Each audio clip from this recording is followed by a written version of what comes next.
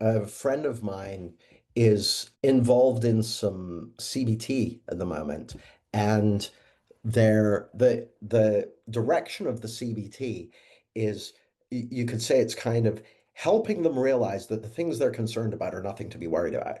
And I'm like, well, that can be okay when there's nothing to be worried about, but we're heading into times when people, I think, will be able to make good case for being concerned about things.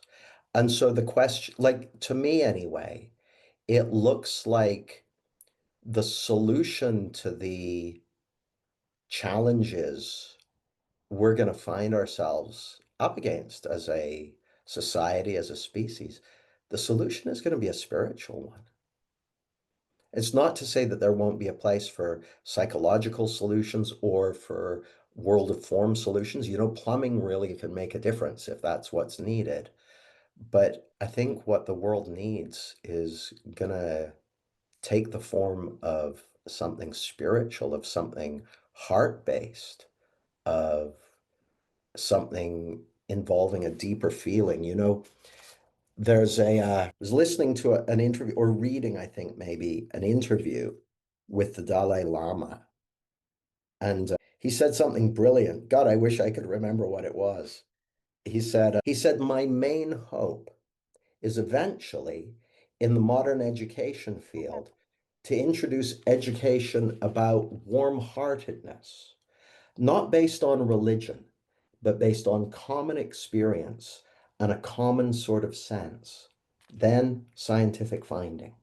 So that's the Dalai Lama. So he's intuitively sensing that what we need is something that's beyond the psychological and beyond the biological. It's something spiritual. It's something of the heart.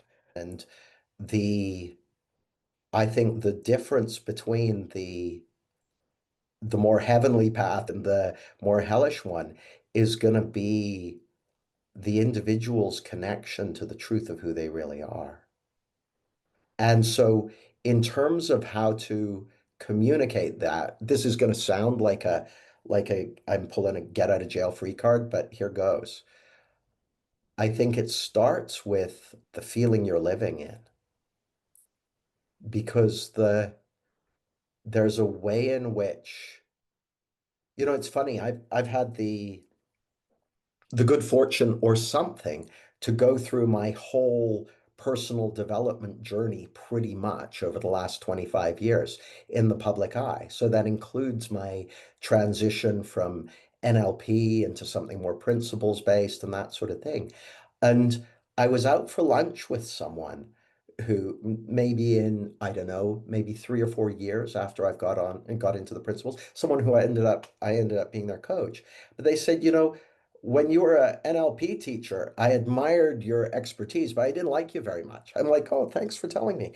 But then they hired me. They said, you're just real different now. I knew that things were different, but I couldn't have told you what was different. But they were picking up on a feeling that I imagine is an expression of the knowing of your being. And that was then radiating out in everything from the things I did to the things I didn't do to the way I spoke to the all that sort of stuff. Like people pick up on it, you know. Thanks for your attention. I look forward to seeing you soon.